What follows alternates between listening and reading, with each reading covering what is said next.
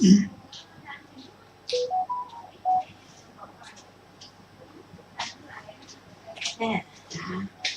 เนี่ยทำให้พ่อกินยาให้ยาห้ามเลือด2 เม็ดที่ไหนกินเพราะพ่อบอกว่าพ่อจะนอนก่อนที่จะมากิน พ่อกินยานี่ก่อนนะ ยาห้ามเลือด ยาห้ามเลือดแต่ที่กินมันเลือดกินยานี่ก่อนเดี๋ยวก็ออกอาการห้ามเลือดจนคิว แล้วก็กินมะนาวสดชื่นเนาะมะนาวทำให้ได้ช้อนของพ่อ เนี่ยน้ำเนี่ยกินยาก่อนกินยาก่อน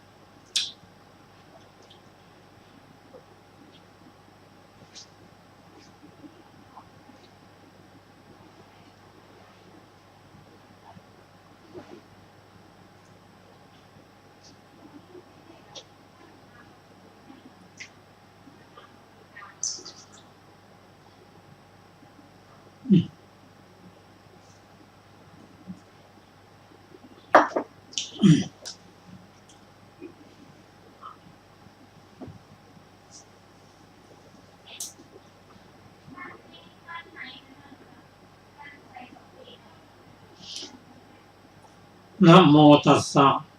ภะคะวะโตอะระหะโตสัมมาสัมพุทธัสสะนะโมตัสสะภะคะวะโต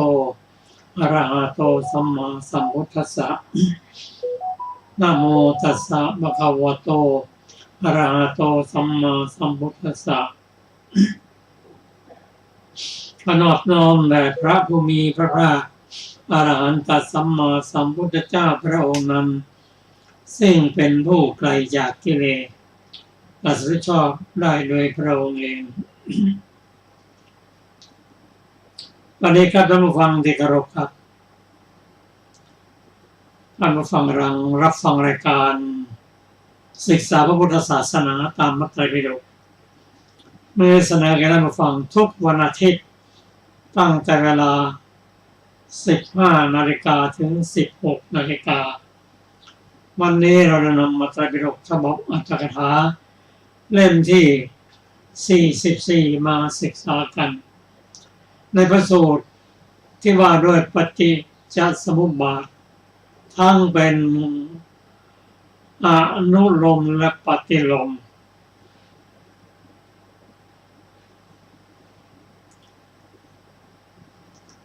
ปฏิจจสมุปบาทนี้เป็นทำให้มนุษย์ผู้มีโลภะโทสะโมหะหมุนเวียนอยู่ในโลกนี้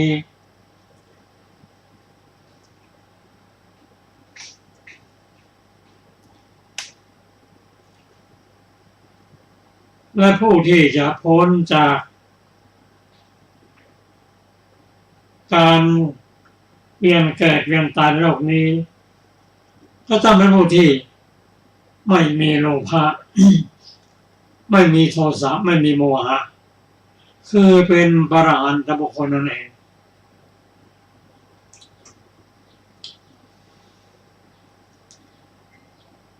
พระผู้เป็นเจ้าของเราทรงค้นพบการทำให้พ้นจากทุกข์เพราะการวนอยู่ในโลกนี้เป็นผู้มีความทุกข์เรื่องเกิดแก่เจ็บตาย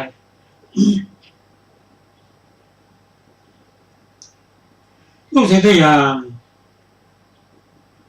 มีเหตุมีผลปฏิจจสมุปบาทก็เหมือนกันมีเหตุคืออวิชชาตัณหาอุปทานกรรมนี่เป็นเหตุส่วนผลก็คือ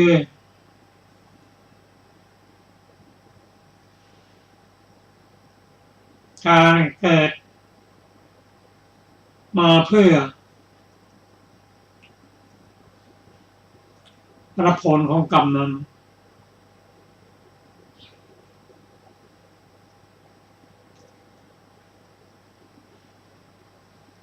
เมื่อมีเหตุในอดีตชาติเรียกว่าอตีตเหตุก็มารับผลเป็นปัจจุบันเรียกว่าปัจจุบันเหตุถ้าหยุดสร้างปัจจุบันเหตุอนาคตผลก็ไม่เกิดขึ้นแต่เพราะความไม่รู้เราก็สร้างปัจจุบันเหตุจึงเกิดอนาคตผลในปัจจุบันนี้เรารับทั้งผลและแม้ความไม่เขาจะสร้างเหตุใหม่ขึ้นไปมันจึงหมุนเวียนอย่างนี้ไม่รู้จะจบจะสิ้นเพราะฉะนั้น วิธีทำลายเหตุต้องสวนทางกับกิเลสโลภะโทสะโมหะทำไมเกิดแล้วก็ทำลายโลภะโทสะโมหะซึ่งใช้ปัญญา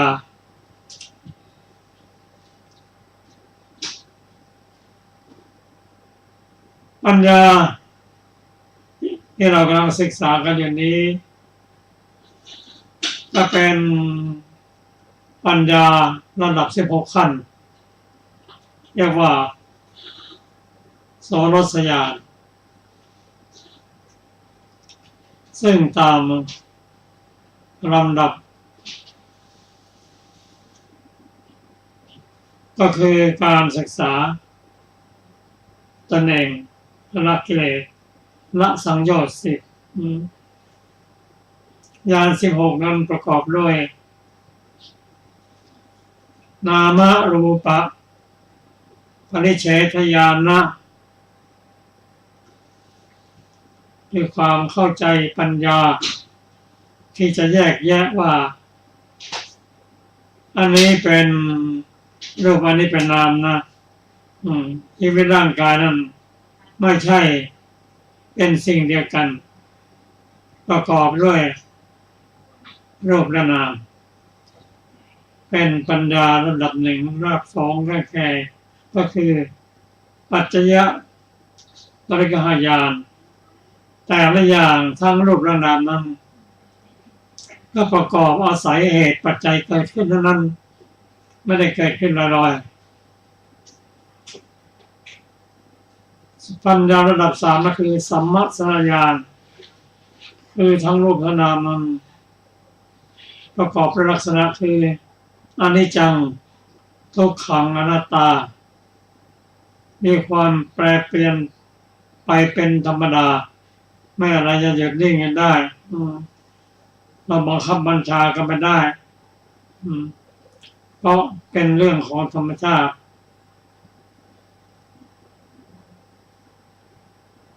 ต่อไปก็คืออุทยพยญาณการเกิดดับของรูปและนามไม่มีการเกิดขึ้นตั้งอยู่แล้วดับไปเป็นอย่างนี้ซึ่งเราสามารถจะศึกษาเรียนรู้ด้วยการเห็นการสังเกตเพราะการเกิดขึ้นการดับมันมีอยู่ตลอดเวลาในการไปดูงานศพเผาศพก็ดีเราก็เห็นด้วยสายตาของเรา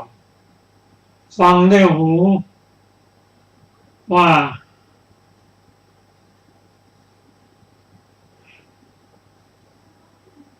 อนิจจาวัฏฏสังขาราอุปทวยธรรมิโนอุปชิตวานิรุชันติเตสังรูปสโมสุโขเราเห็นชัดแล้ว ไปทีกิเลสก็ลดลงไปหน่อย กลับมาบ้านแล้วก็เริ่มอีกส่วนลำดับที่ห้านั้นเป็นพังคยานเป็นการเริ่มต้นของวิปัสสนา เป็นการเสื่อมสลายของรูปและนามมีตลอดเวลา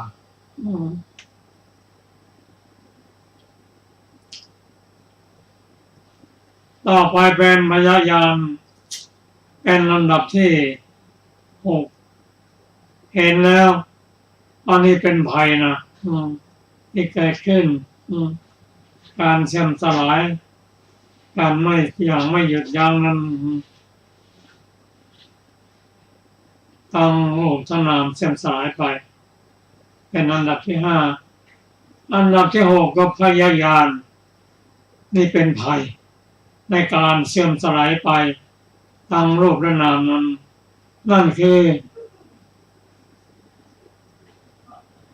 การแก่การเปลี่ยนไปทางรูปและนามโดยเฉพาะรูปเราก็พอเห็นชัดเช่นผมดกดำกลายเป็นผมสีเทาสีขาวหนังเคยแต่งตึงกลับไปหย่อนยานฟัน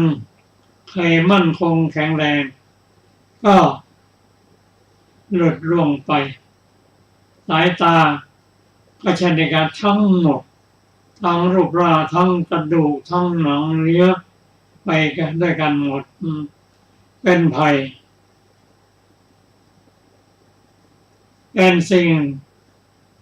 ที่น่ากลัวเรียกว่าพยญาณเห็นเป็นโทษเป็นภัยเรียกว่า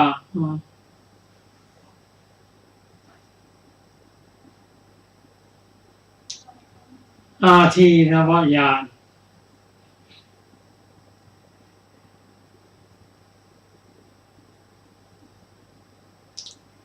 ทำให้เกิดเป็น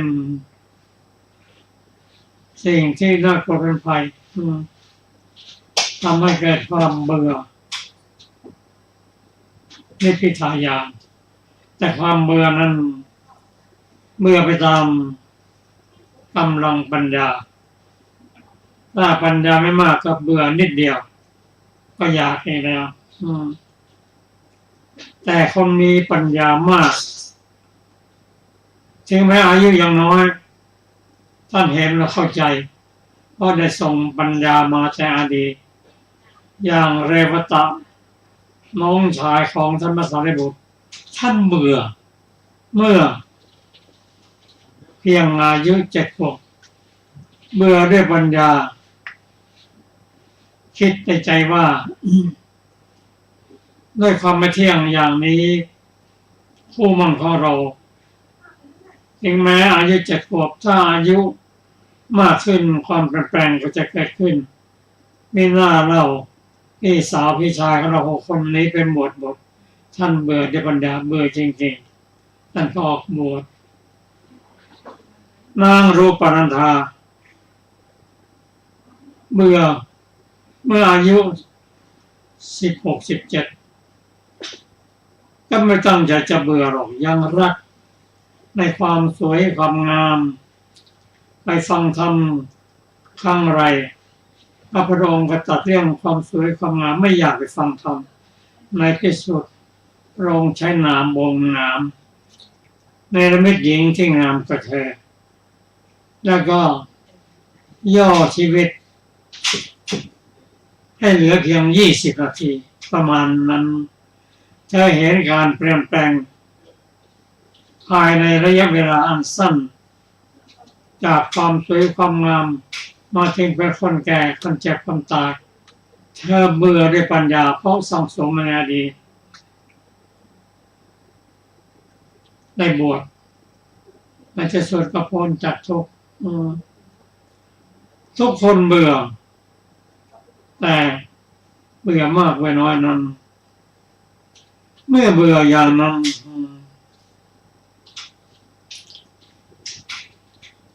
ก็อยากจะออก เรียกว่ามุนจิตุกรรมชตายาน อยากจะพ้นจากความเปลี่ยนแปลงนี้พยายามหาทางศึกษาหาความรู้เข้าหาบัณฑิตที่อยากจะพ้นจากทุกข์มีพระพุทธเจ้าเป็นต้นก็เกิดปัญญาเห็นทุกข์เห็นโทษเกิดปัญญาตามลำดับสัมมาสัมโนปฏิสังขายานและสังขาร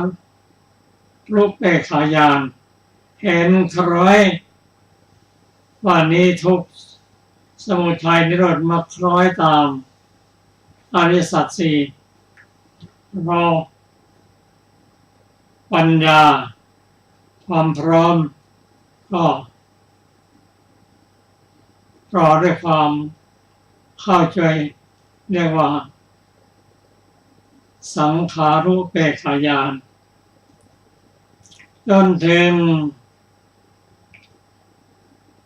ความคล้อยตามมีกำลังมากเป็นอนุโลมญาณเป็นธรรมสูงระดับของโลกิยะรอเวลาเพื่อที่จะข้ามจากทุกข์นี้จากโลกนี้นั่นคือโคตรภูญาณข้ามโคตรไปจากปุถุชนเป็นอริยชนเข้าไปสู่มรรคญาณตัดสังโยชน์10นี้ได้เข้าสู่ผลญาณปัจเจกญาณและตรวจดูเพราะสังโยชน์มีตั้ง10ทำลายไปเท่าไรเหลือเท่าไรนี่เราได้ศึกษาอย่างนี้ เป็นขั้นเป็นตอนไปจนกว่าจะตัดสังโยชน์10ได้สังโยชน์10ประกอบด้วย สักยะทิฏฐิศีลปมาสะวิจิกิจฉาซึ่งตัดกิเลสขั้นนี้ได้ด้วยปัญญาของ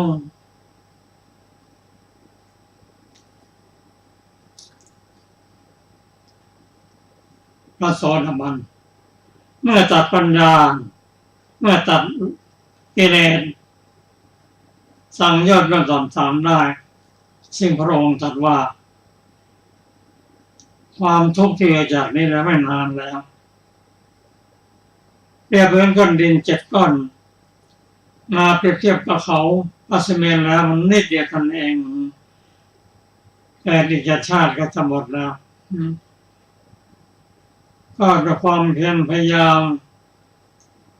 ในขณะไปทำกิเลสลดลงเข้าสู่ความเป็นพระสกทาคามีก็จะเหลือเวลา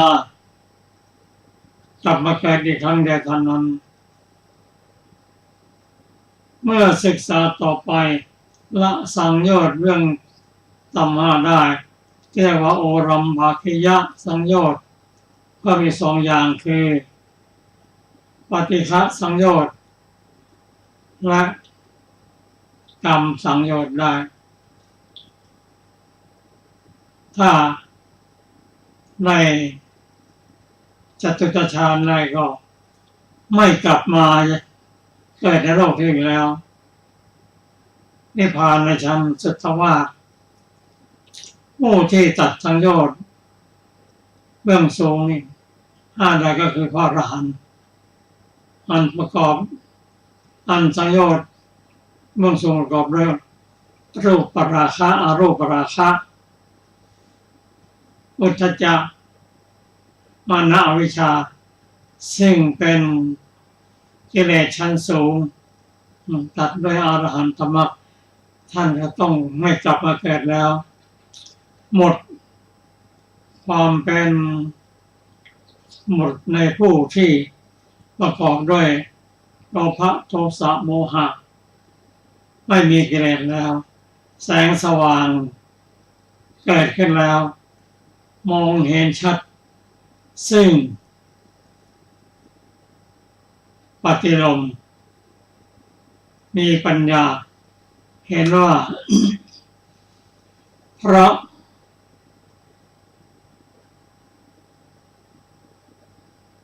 เป็นพระอรหันต์เป็นผู้ไม่มีโลภะโทสะโมหะแล้วเป็นผู้มีปัญญาดับ อวิชชาได้แล้ว วิชาเกิดขึ้น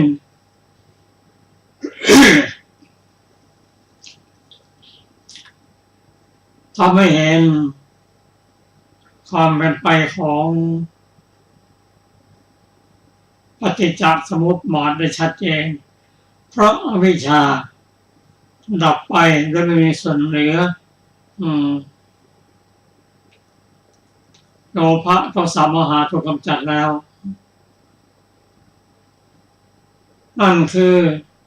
เพราะอวิชชาดับไปสังขารจึงดับเพราะสังขารดับวิญญาณดับเพราะวิญญาณดับนามรูปดับเพราะนามรูปดับสลายตนะดับเพราะสลายตนะดับผัสสะดับเพราะผัสสะดับเวทนาดับเพราะเวทนาดับตัณหาดับเพราะตัณหาดับอุปทานดับเพราะอุปทานดับภพดับเพราะภพดับชาติดับเพราะชาติดับชรามรณะโศกะความทุกข์ทั้งสิ้นก็หมดไปด้วยประการชนนี้อันนี้เป็นเรื่องของปฏิจจสมุปบาทที่เราได้ศึกษามาต่อไปขอเชิญอาจารย์สุรภาค่ะสวัสดีค่ะท่านผู้ฟังที่เคารพทุกท่าน วันนี้เราจะได้ศึกษาต่อในทุติยโพธิสูตรว่าด้วยปฏิจจสมุปบาทเป็นปฏิโลมข้าพเจ้าได้สดับมาแล้วอย่างนี้สมัยหนึ่งพระผู้มีพระภาคเจ้าตรัสรู้ใหม่ๆประทับอยู่ที่โคนต้นโพใกล้ฝั่งแม่น้ำเนรัญชราที่ตำบลอุรุเวลาก็สมัยนั้นแหละพระผู้มีพระภาคเจ้าประทับนั่งเสวยวิมุตติสุขด้วยบัลลังก์อันเดียวตลอด7 วันพอล่วงสัปดาห์นั้นไปพระผู้มีพระภาคเจ้าเสด็จออกจากสมาธินั้นแล้ว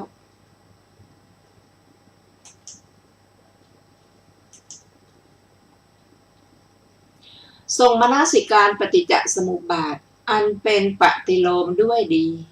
ตลอดมัชฌิมยามแห่งราตรีดังนี้ว่าเมื่อสิ่งนี้ไม่มีสิ่งนี้ก็ไม่มีเพราะสิ่งนี้ดับสิ่งนี้ก็ดับคือเพราะอวิชชาดับสังขารจึงดับเพราะสังขารดับวิญญาณจึงดับเพราะวิญญาณดับนามรูปจึงดับเพราะนามรูปดับสลายตนะจึงดับเพราะสลายตนะดับผัสสะจึงดับ เพราะผัสสะดับเวทนาจึงดับเพราะเวทนาดับตัณหาจึงดับเพราะตัณหาดับอุปาทานจึงดับเพราะอุปาทานดับภพจึงดับเพราะภพดับชาติจึงดับเพราะชาติดับชรามรณะโสกะปริเทวะทุกโทมนัสและอุปาญาสจึงดับความดับแห่งกองทุกทั้งสิ้นนี้ย่อมมีด้วยประการอย่างนี้ลำดับนั้นแลพระผู้มีพระภาคเจ้าทรงทราบเนื้อความนี้แล้วจึงเปล่งอุทานในเวลานั้นว่า ในการใดแลธรรมทั้งหลายมาปรากฏแก่พราหมณ์ผู้มีเพียรเพ่งอยู่ในการนั้นความสงสัยทั้งปวงของพราหมณ์นั้นย่อมสิ้นไปเพราะได้รู้แจ้งความสิ้นไปแห่งปัจจัยทั้งหลายจบทุติยโพธิสูตรที่2ซึ่งมีอรรถกถาวินิจฉัยดังต่อไปนี้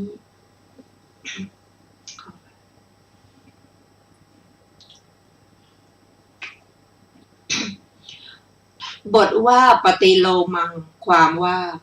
ปัจจัยการมีอวิชชาเป็นต้นที่กล่าวไว้โดยนัยยะมีอาทิว่าเพราะอวิชชาดับสังขารจึงดับดังนี้เมื่อดับด้วยการดับโดยไม่เกิดขึ้นท่านเรียกว่าปฏิโลมเพ ราะไม่ทำกิจที่ตนควรกระทำอีกอย่างหนึ่งชื่อว่าปฏิโลมเพราะย้อนความเป็นไปก็เพราะไม่ได้กล่าวถึงตั้งแต่ที่สุดหรือท่ามกลางจนถึงเบื้องต้นในที่นี้ความที่ปัจจัยการเป็นปฏิโลมโดยความอื่นจากนี้จึงไม่ถูก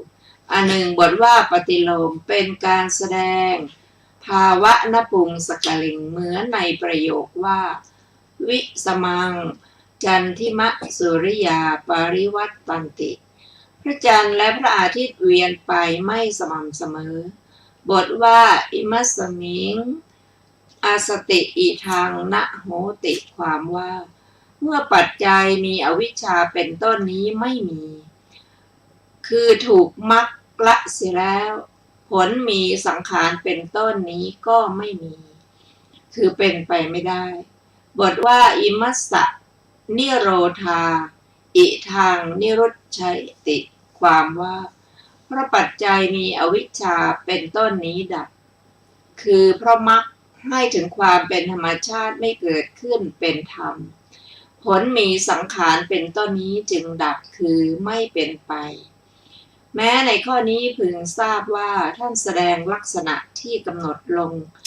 ในภายในมีอาทิว่าเมื่อปัจจัยมีอวิชชาเป็นต้นนี้ไม่มีคือมีไม่ได้เพราะปัจจัยมีอวิชชาเป็นต้นนี้ดับคือไม่เกิดเหมือนอย่างที่ท่านแสดงลักษณะที่กำหนดลงในภายในมีอาทิว่าเมื่อปัจจัยมีอวิชชาเป็นต้นมีคือไม่มีก็หาไม่ได้เพราะปัจจัยมีอวิชชาเป็นต้นดังนี้ยังเกิดขึ้นคือยังไม่ดับเช่นในคำว่าเมื่อปัจจัยมีอวิชชาเป็นต้นนี้มีผลมีสังขารเป็นต้นนี้ก็มีเพราะปัจจัยมีอวิชชาเป็นต้นนี้เกิดผลมีสังขารเป็นต้นนี้ก็เกิดในที่นี้ คำที่เหลือที่จะพึงกล่าวพึงทราบตามนัยยะที่กล่าวในอรรถกถาปฐมโพธิสูตรพระผู้มีพระภาคเจ้าครั้นทรงแสดงประการที่พระองค์ทรงกระทำปฏิจจสมุปบาทโดยปฏิโลมไว้ในพระทัยดังพรรณนามาชนี้โดยสังเขปแล้วบัดนี้เพื่อจะแสดงโดยพิสดารจึงตรัสคำมีอาทิว่าอวิชชานิโรธาสังขารนิโรโธเพราะอวิชชาดับสังขารจึงดับบรรดาบทเหล่านั้นบทว่าอวิชชานิโรธาความว่าเพราะอวิชชาดับเด็ดขาดโดยอริยมรรคอธิบายว่าเพราะอวิชชาถูกอรหัตมรรคถอนขึ้นเด็ดขาดด้วยการประหารอนุสัยแม้ถ้าอวิชชาเมื่อถูกมรรคเบื้องต่ำละได้ย่อมละได้เฉพาะด้วยอำนาจถอนขึ้นได้โดยส่วนเดียวก็จริงถึงกระนั้นก็ละไม่ได้อย่างสิ้นเชิงก็อวิชชาที่นำสัตว์ไปสู่อบายถูกปฐมมรรคละได้อันหนึ่งอวิชชาอันเป็นปัจจัยให้เกิดในโลกนี้และในภูมิอันไม่ใช่ของพระอริยะทั้งหมดอันมรรคที่สองและมรรคที่สามย่อมละได้ตามลำดับไม่ใช่ละกิเลสนอกนี้ได้จริงอยู่อวิชชานั้นอรหัตมรรคเท่านั้นละได้เด็ดขาดแลบทว่าสังขารนิโรโธความว่าย่อมดับโดยสังขารไม่เกิดขึ้นเพื่อแสดงว่าก็เพราะสังขารดับไปอย่างนี้วิญญาณจึงดับเพราะวิญญาณเป็นต้นดับนามรูปเป็นต้นก็ดับเหมือนกัน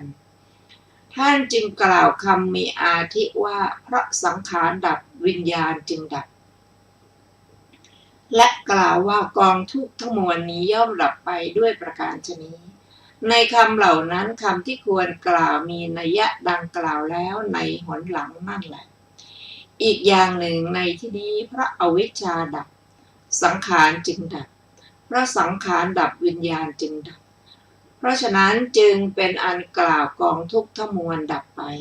โดยสิ้นเชิง แม้ด้วยเหตุเพียงเท่านี้แม้ก็จริงถึงกระนั้นเพื่อแสดงเนื้อความนี้ในอนุโลมว่าปัจจยุปปนธรรมใดๆยังไม่ดับไปคือยังเป็นไปอยู่เพราะปัจจัยธรรมใดๆมี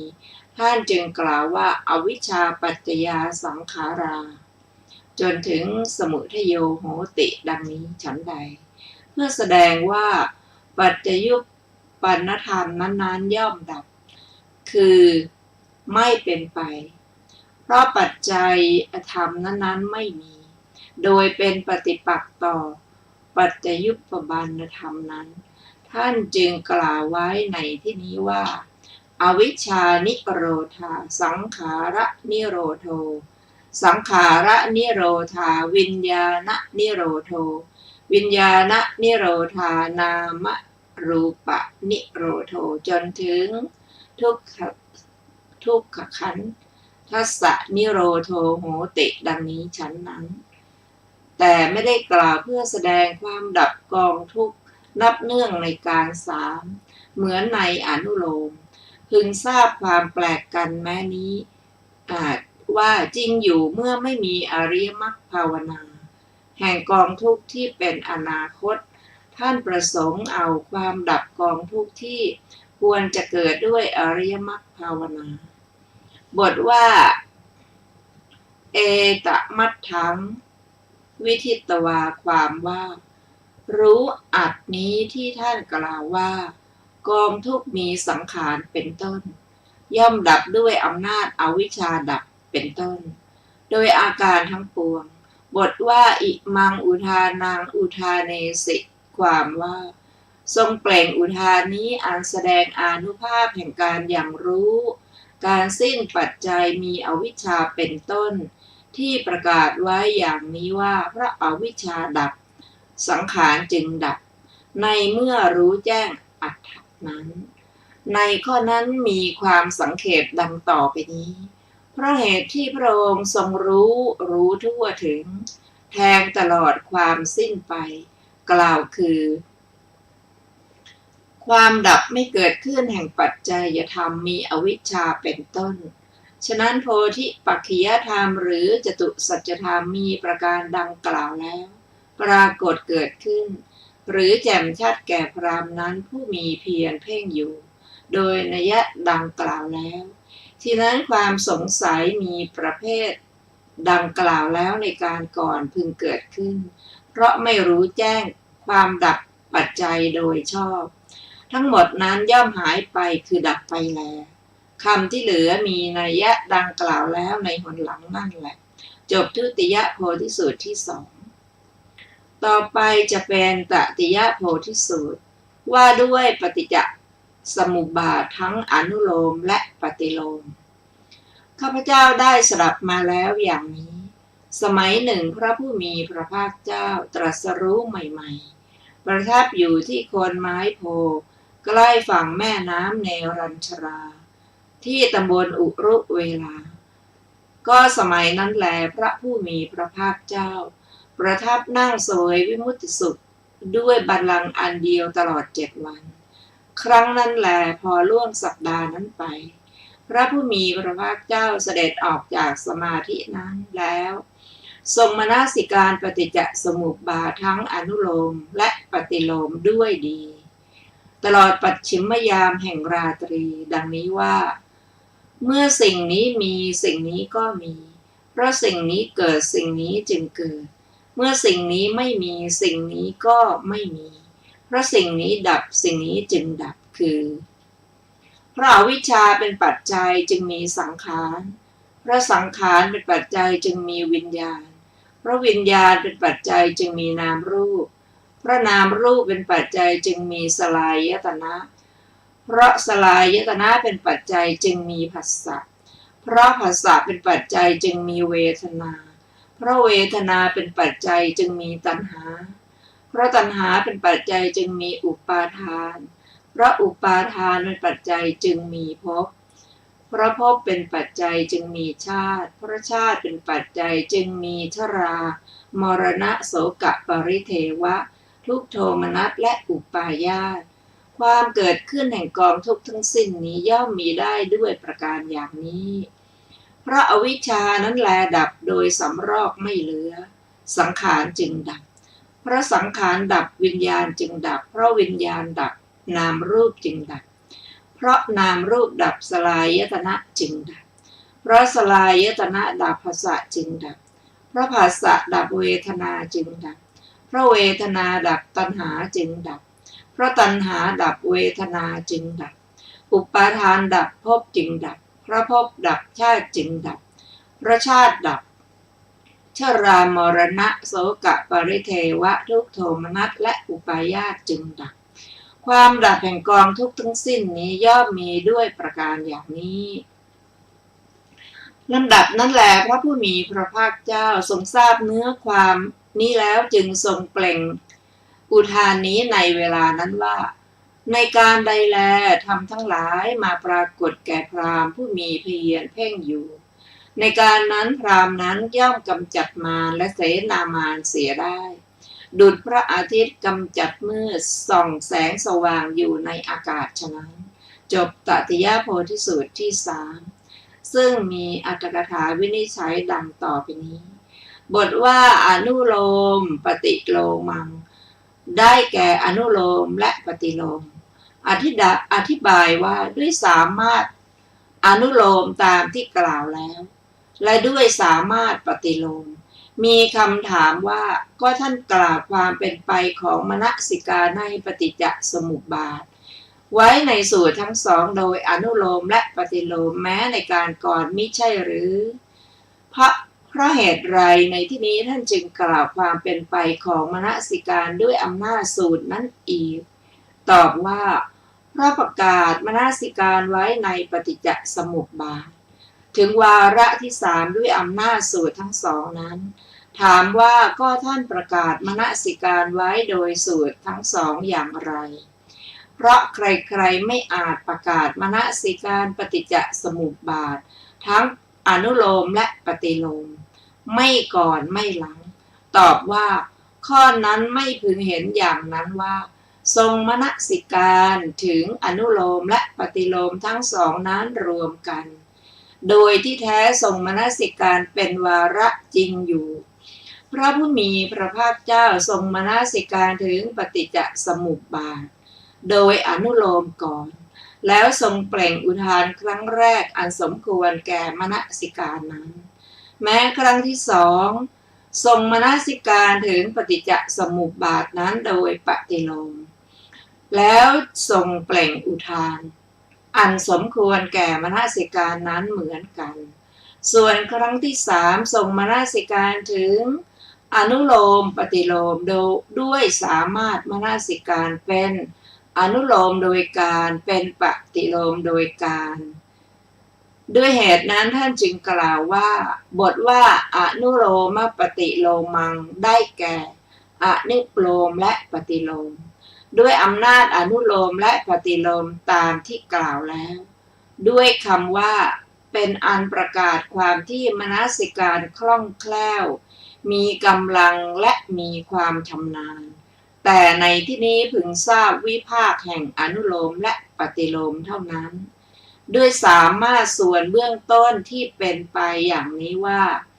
เรามนสิการถึงอนุโลมมนสิการถึงปฏิโลมมนสิการถึงอนุโลมปฏิโลมบรรดาคาถาเหล่านั้นบทว่าอวิชชาอายะตเววะตัดเป็นอวิชชายะตุเอวะบทว่าอเสสะวิราคะนิโรธาได้แก่เพราะดับโดยไม่เหลือด้วยมรรคคือกล่าวคือวิราคะธรรมอธิบายว่าเป็นการละโดยไม่เกิดขึ้นด้วยอรหัตมรรคอย่างสิ้นเชิงบทว่าสังขารานิโรโธได้แก่ดับสังขารทั้งปวงโดยไม่เกิดขึ้นอย่างสิ้นเชิงจริงอยู่สังขารบางอย่างดับด้วยมรรคเบื้องต่ำบางอย่างไม่ดับเพราะอวิชชาดับจึงยังมีส่วนเหลือแต่สังขารบางอย่างขอไปแต่สังขารบางเหล่าจะไม่ดับไม่มี พระอรหัตมรรคดับอวิชชาไม่มีส่วนเหลือแลบทว่าเอตมัตถังวิหิตวาความว่ารู้แจ้งอัตนี้โดยอาการทั้งปวงที่ท่านกล่าวไว้ด้วยอำนาจอวิชชาเป็นต้นว่ากองทุกมีสังขารเป็นต้นเกิดเพราะอวิชชาเป็นต้นเกิดกองทุกมีสังขารเป็นต้นดับเพราะอวิชชาเป็นต้นดับบทว่าอิมังอุทานังอุทานเนสิความว่าทรงเปล่งอุทานนี้มีประการดังกล่าวแล้วอันแสดงอานุภาพอริยมรรคนั้นอันเป็นเหตุให้รู้แจ้งถึงอัตกล่าวคือการเกิดและการดับกองทุกข์ด้วยอำนาจกิจและการกระทำให้เป็นอารมณ์ในข้อนั้นมีความสังเขปดังต่อไปนี้เมื่อใดแลธรรมทั้งหลายปรากฏแก่พราหมณ์ผู้มีเพียรเพ่งอยู่เมื่อนั้นพราหมณ์นั้นย่อมกำจัดมารและเสนามารเสียได้ด้วยโพธิปักขิยธรรมที่เกิดขึ้นเหล่านั้นหรือด้วยอริยมรรคอันเป็นเหตุปรากฏแห่งจตุสัจธรรมบทว่าวิทูปยังติฏฐติมาระเสนังความว่ากำจัดขจัดทำลายมารและเสนามารมีประการดังกล่าวแล้วโดยนัยยะมีอาทิว่ากามเหล่านั้นเป็นกองทัพที่หนึ่งตั้งอยู่ถามว่าอย่างไรตอบว่าเหมือนพระอาทิตย์ทำอากาศให้สว่างไสวอธิบายว่าพระอาทิตย์โคจรขึ้นไปทำอากาศให้สว่างไสวด้วยรัศมีตนแล้วกำจัดความมืดลอยอยู่ฉันใดพราหมณ์ผู้ขีณาสพแม้ฉันแม้นั้นก็ฉันนั้นแทงตลอดสัจจะด้วยธรรมเหล่านั้นหรือด้วยมรรคนั้นชื่อว่าย่อมกำจัดมารและเสนามารเสียได้ในยามทั้งสามพระผู้มีพระภาคเจ้าตรัสอุทานทั้งสามเหล่านี้อันประกาศอานุภาพแห่งการรู้ชัดปัจจัยการในยามที่หนึ่งการบรรลุความสิ้นปัจจัยในยามที่สองและการบรรลุอริยมรรคในยามที่สามด้วยประการฉะนี้ในราตรีไหนในราตรีที่เจ็ดแห่งการตรัสรู้อภิสัมโพธิญาณจริงอยู่พระผู้มีพระภาคเจ้าทรงระลึกบุพเพนิวาสญาณในยามต้นแห่งราตรีวิสาขปุณณมีทรงชำระทิพยจักษุญาณในมัชฌิมญาณทรงหยั่งพระญาณลงในปฏิจจสมุปบาทในปัจฉิมญาณทรงพิจารณาสังขารอันเป็นไปในภูมิสามโดยนัยยะต่างๆทรงพระดำริว่าบัดนี้อรุณจักขึ้นก็ได้บรรลุพระสัมมาสัมโพธิญาณและในลำดับที่เกิดพระสัพพัญญุตญาณอรุณก็ขึ้นแลลำดับนั้นทรงยับยั้งอยู่สัปดาห์หนึ่งณควงโพธิพฤกษ์โดยบัลลังก์นั้นเองเมื่อถึงราตรีวันปาติบทคือวันหนึ่งค่ำทรงมนสิการถึงปฏิจจสมุปบาทโดยนัยยะที่กล่าวแล้วในยามทั้งสามแล้วทรงเปล่งอุทานนี้ตามลำดับแต่เพราะมาในขันธกะทั้งสามวาระว่าทรงมนสิการถึงปฏิจจสมุปบาทเป็นอนุโลมปฏิโลมท่านจึงกล่าวไว้ในอรรถกถาขันธกะว่าพระผู้มีพระภาคเจ้าทรงมนสิการอย่างนี้ในยามทั้งสามแล้วทรงเปล่งอุทานเหล่านี้อย่างนี้คืออุทานที่หนึ่งด้วยอำนาจพิจารณาปัจจัยการอุทานที่สองด้วยอำนาจพิจารณาพระนิพพานอุทานที่สามด้วยอำนาจพิจารณามรรคแม้คำนั้นก็ไม่ผิดจริงอยู่พระผู้มีพระภาคเจ้าทรงพิจารณาธรรมในระหว่างภายในสัปดาห์ทั้งหกที่เหลือเว้นสัปดาห์ที่ประทับณรัตนครเจดีย์โดยมากทรงเสวยวิมุตติสุขอยู่แต่ในสัปดาห์ที่ประทับณรัตนครเจดีย์ทรงประทับอยู่ด้วยการพิจารณาพระอภิธรรมเท่านั้นแลจบอรรถกถาตติยโพธิสูตรที่สาม สูตรต่อไปชื่ออาชปาลนิโครธสูตรว่าด้วยธรรมที่ทำให้เป็นพราหมณ์ข้าพเจ้าได้สดับมาแล้วอย่างนี้ สมัยหนึ่งพระผู้มีพระภาคเจ้าตรัสรู้ใหม่ๆประทับอยู่ที่ควงไม้อาชปาลนิโครธใกล้ฝั่งแม่น้ำในรัญชราที่ตำบลอุรุเวลาก็สมัยนั้นแหละพระผู้มีพระภาคเจ้าทรงประทับนั่งเสวยวิมุตติสุขด้วยบัลลังก์อันเดียวตลอด7 วันครั้งนั้นแลพอล่วงสัปดาห์นั้นไปพระผู้มีพระภาคเจ้าเสด็จออกจากสมาธินั้นครั้งนั้นแลพราหมณ์คนหนึ่งผู้มักตวาดผู้อื่นว่าเข้าไปเฝ้าพระผู้มีพระภาคเจ้าถึงที่ประทับได้ปราศัยกับพระผู้มีพระภาคเจ้าครั้นผ่านการปราศัยพอให้ระลึกถึงกันไปแล้วได้ยืนอยู่หน้าที่ควรส่วนข้างหนึ่งครั้นแล้วได้ทูลถามพระผู้มีพระภาคเจ้าว่าข้าแต่พระโคดมผู้เจริญบุคคลขึ้นชื่อว่าเป็นพราหมณ์เพราะเหตุเพียงเท่าไรหนอแลและธรรมที่บุคคลขออภัยและธรรมที่ทำบุคคลให้เป็นพราหมณ์เป็นไฉนลำดับนั้นพระผู้มีพระภาคเจ้าทรงทราบเนื้อความนี้แล้วจึงทรงเปล่งอุทานนี้ในเวลานั้นว่าพราหมณ์ใดมีบาปธรรมอันลอยเสียแล้วไม่มักตวาดผู้อื่นว่าไม่มีกิเลสดุจน้ำฝาดมีตนอันสำรวมแล้วถึงที่สุดแห่งเวทอยู่จบพรหมจรรย์แล้วไม่มีกิเลสเครื่องฟูขึ้นในโลกไหนๆพราหมณ์นั้นควรกล่าววาทะว่าเป็นพราหมณ์โดยชอบธรรมจบอาชปาลนิโครธสูตรที่4ซึ่งมีอรรถกถาวินิจฉัยดังต่อไปนี้บทว่าอาชปานิโครเทความว่า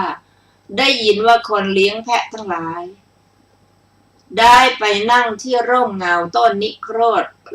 หรือต้นไทรนั้นเพราะฉะนั้นต้นนิโครธจึงชื่อว่าอาชปาลนิโครธนั่นแลแต่อาจารย์บางพวกกล่าวว่าเพราะเหตุที่พวกพราหมณ์เก่าๆไม่สามารถจะท่องพระเวททั้งหลายในที่นั้นได้จึงทำที่อยู่อาศัยอันประกอบด้วยล้อมรั้วแล้วทั้งหมดพากันอยู่ฉะนั้นต้นไม้นั้นจึงเกิดชื่อว่าอาชปาลนิโครธในข้อนั้นมีวจนัตถะดังต่อไปนี้ชื่อว่าอาชปาเพราะไร่มนไม่ได้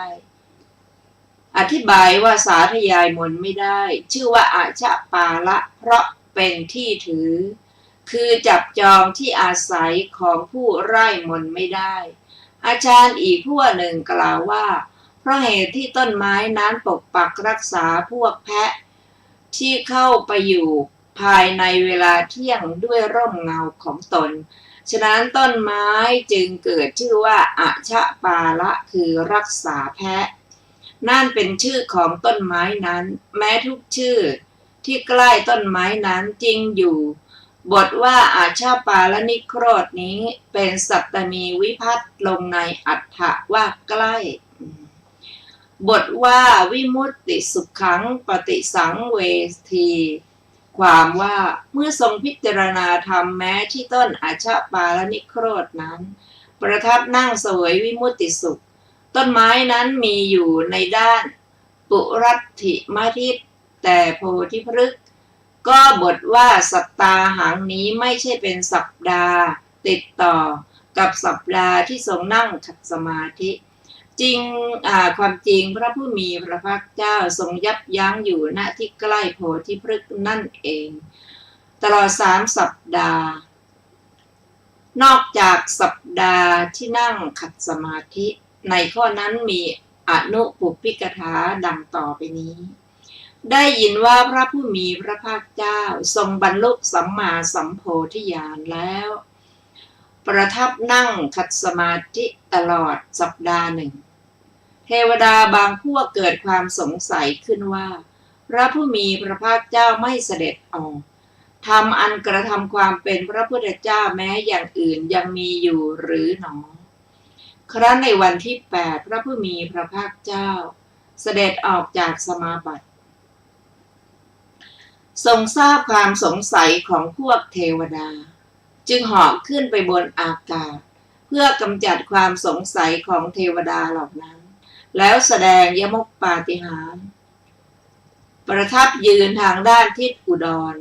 อันเฉียงไปทางทิศปราจีนคือทิศตะวันออกเฉียงเหนือเยื้องกับบัลลังก์ทรงลืมพระเนตรแลดูบัลลังก์และโพธิพฤกษ์อันเป็นสถานที่บรรลุผลแห่งพระบารมีที่ทรงสะสมมาตลอด4 อสงไขยยิ่งด้วยแสนกับทรงยับยั้งอยู่สัปดาห์หนึ่งสถานที่นั้นจึงเกิดชื่อว่าอนิมิตเจดีย์ลำดับนั้นพระผู้มีพระภาคเจ้าทรงจงกรมในที่รัตนจงกรมอันยาวทางด้านปุรัตถิมทิศและปัจฉิมทิศระหว่างบัลลังก์กับที่ประทับยืนทรงยับยั้งอยู่สัปดาห์หนึ่งสถานที่นั้นจึงชื่อว่ารัตนจงกรมเจดีย์ทางด้านปัจฉิมทิศจากสถานที่นั้นเทวดาเนรมิตเรือนแก้วทรงประทับนั่งสมาธิในเรือนแก้วนั้นทรงพิจารณาอภิธรรมปิฎกอันเป็นสมันตปัฏฐานอนันตนัยยะโดยพิเศษทรงยับยั้งอยู่1 สัปดาห์สถานที่นั้นจึงชื่อว่ารัตนคระเจดีย์ทรงยับยั้งอยู่4 สัปดาห์ณที่ใกล้โพธิพฤกษ์ด้วยอาการอย่างนี้ในสัปดาห์ที่5เสด็จจากโพธิพฤกษ์เข้าไปยังต้นอชปาลนิโครธทรงประทับสมาธินักควงต้นอชปาลนิโครธนั้นบทว่าตามหาสมาธิมหาวุฒาสิความว่าออกจากสมาธิคือพละสมาบัตินั้นตามเวลาที่กำหนดไว้ก็แลครั้นพระผู้มีพระภาคเจ้าเสด็จออกจากสมาบัติแล้วประทับนั่งณที่นั้นอย่างนี้พราหมณ์คนหนึ่งมาหาพระองค์ทูลถามปัญหาด้วยเหตุนั้นท่านจึงกล่าวคำมีอาทิว่าอัทโคอัญญตโรบรรดาบทเหล่านั้นบทว่าอัญญตโรได้แก่พราหมณ์คนหนึ่งไม่มีชื่อเสียงไม่ปรากฏนามและโคดบทว่าหุงกชาติโกความว่าได้ยินว่าพราหมณ์นั้นเป็นทิฏฐมังคลิกะมีมานะจัดเห็นสิ่งทุกอย่างมีกำเนิดต่ำจึงเกลียดเชี่ยวทำเสียงหึด้วยอำนาจมานะและความโกรธเพราะฉะนั้นเขาจึงเรียกพราหมณ์นั้นว่าหุงกัจฉาติกะบาลีว่าหุกัจฉาติโกดังนี้ก็มีบทว่าพรามโนได้แก่เป็นพราหมณ์โดยกำเนิดบทว่าเยนะภควาความว่าพระผู้มีพระภาคเจ้าประทับอยู่ณทิศใดก็คำว่าเยนะนี้เป็นตติยาวิภัตใช้ในอัฏฐสัตตมีวิภัตอีกอย่างหนึ่งพระผู้มีพระภาคเจ้าอันเทวดาและมนุษย์พึงเข้าไปเฝ้าโดยทิศใดพราหมณ์ก็เข้าไปเฝ้าโดยทิศนั้นอีกอย่างหนึ่งบทว่าเยนะเป็นตติยาวิภัตใช้ในอัฏฐะแห่งเหตุอธิบายว่าพระผู้มีพระภาคเจ้าอันเทวดาและมนุษย์พึงเข้าไปเฝ้าเพราะเหตุใดพราหมณ์ก็เข้าไปเฝ้าเพราะเหตุนั้นก็เพราะเหตุไรจึงต้องเข้าไปเฝ้าพระผู้มีพระภาคเจ้าเพราะเทวดาและมนุษย์ทั้งหลายผู้มีจิตกระสับกระส่ายเพราะถูกพยาธิคือกิเลสต่างๆบีบคั้นจึงเข้าไปเฝ้าพระผู้มีพระภาคเจ้าด้วยเหตุมีการฟังธรรมและถามปัญหาเป็นต้นเพื่อเยียวยาพยาธิคือกิเลสเหมือนหมอผู้มีอานุภาพมากอันมหาชนผู้มีกายกระสับกระส่ายเพราะถูกโรคและทุกข์มีประการต่างๆเบียดเบียนจึงเข้าไปหาเพื่อเยียวยาโรคด้วยเหตุนั้นพราหมณ์แม้นี้ประสงค์จะตัดความสงสัยของตนจึงเข้าไปเฝ้าบทว่าอุปสังกมิตวาเป็นบทแสดงการสิ้นสุดของการไปเฝ้าอีกอย่างหนึ่งความว่าเข้าไปยังสถานที่ที่ใกล้ชิดพระผู้มีพระภาคเจ้าจากที่เขาเข้าไปเฝ้าบทว่าสัมโมทิได้แก่เบิกบานอยู่เสมอหรือโดยชอบ ก็พระผู้มีพระภาคเจ้าได้ทรงบันเทิงอันพราหมณ์ให้เป็นไปถึงพราหมณ์เล่าก็เป็นผู้บันเทิงอันพระผู้มีพระภาคเจ้าให้เป็นไปด้วยการทำปฏิสันถานมีอาทิว่าท่านผู้เจริญยังพอทนได้หรือพอยังอัตภาพให้เป็นไปได้หรือบทว่าสัมโมทนียังได้แก่ควรแก่ความบันเทิงคือเหมาะแก่การให้เกิดความบันเทิงบทว่ากระถังได้แก่การเจรจาปราศัยบทว่าสารานียังได้แก่การควรระลึกคืออันคนดีพึงให้เป็นไปหรือพึงคิดในเวลาอื่นบทว่าวีติสาเรตวาแปลว่าให้สำเร็จบทว่าเอกมันตังเป็นบทแสดงภาวะณภูมิสักกลิงอธิบายว่า ในที่แห่งหนึ่งคือในส่วนหนึ่งเว้นโทษของการนั่ง6 อย่างมีการนั่งตรงหน้าเกินไปเป็นต้นบทว่าเอตทะโอจะความว่าพระผู้มีพระภาคเจ้าตรัสคำนี้คือคำที่จะพึงตรัสในบัดนี้มีอาทิว่ากิตตาวตานุโขด้วยเหตุเพียงเท่าไรหนอแลบรรดาบทเหล่านั้นบทว่ากิตตาวตาแปลว่าโดยประมาณเท่าไรบทว่านุเป็นนิบาตใช้ในอัฏฐว่าสงสัย